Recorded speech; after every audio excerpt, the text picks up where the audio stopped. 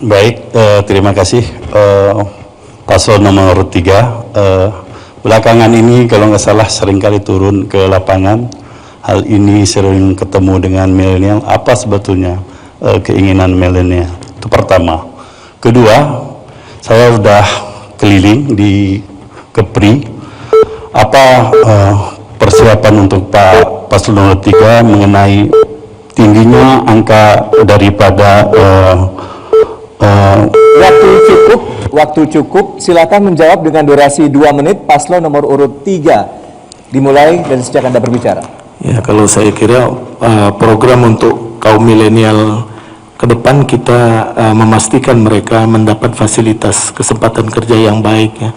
Kita akan memperbanyak dukungan untuk melakukan pelatihan kewirausahaan buat mereka, wirausaha muda, entrepreneur muda. Kemudian kita dorong mereka mengembangkan kegiatan-kegiatan industri kreatif yang memang mereka gandrungi, dan tentunya kita mesti memfasilitasi mereka agar mereka bisa mendapat bimbingan secara rutin dari pemerintah ya, baik itu dalam bentuk pelatihan pendidikan vokasi sesuai dengan bakat dan minat mereka.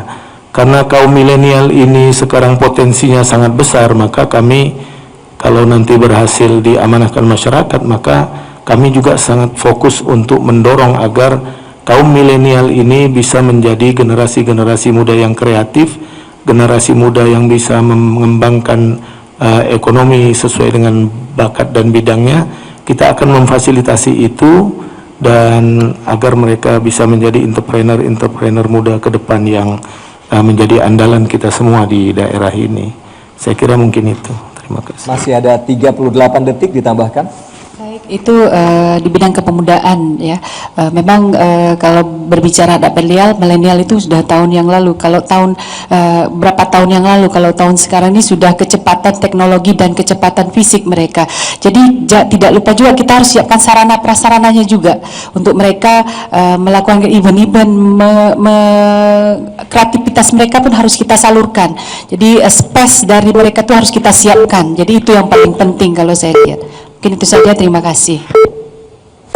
Baik, kita tunggu timer habis. Waktu silakan disanggah paslon nomor 1 dengan waktu 1 menit 30 detik dimulai dari sejak berbicara. Ya, terima kasih.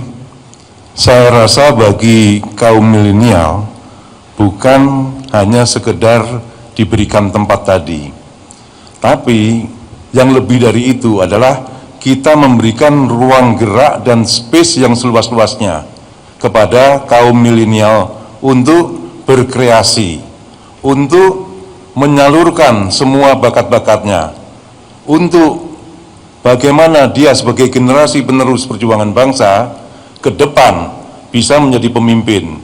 Otomatis leadership-nya harus dibimbing.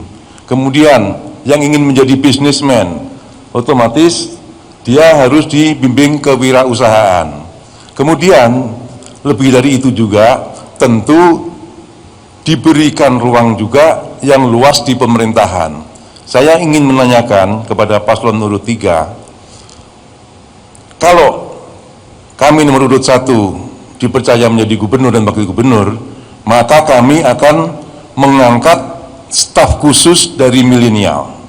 Pertanyaannya, apakah hal yang sama akan dilakukan oleh paslon nomor urut 3? Kemudian, selain milenial, ada kaum difabel.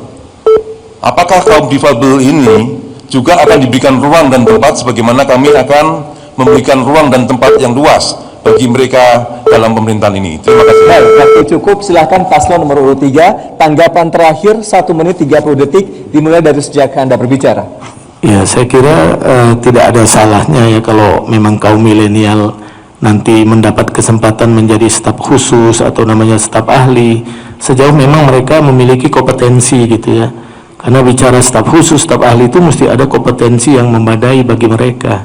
Tapi bahkan saya lebih jauh dari itu, kalau dipercayakan oleh masyarakat, saya akan coba ASN muda kita nanti yang punya potensi besar itu, saya akan titipkan mereka nanti di kementerian-kementerian di pusat itu agar 10 tahun lagi bisa menjadi para dirjen, menjadi direktur, karena kita membutuhkan komunikasi yang lebih intens ke depan bersama pemerintah pusat untuk mendapatkan anggaran APBN ke daerah sebesar-besarnya.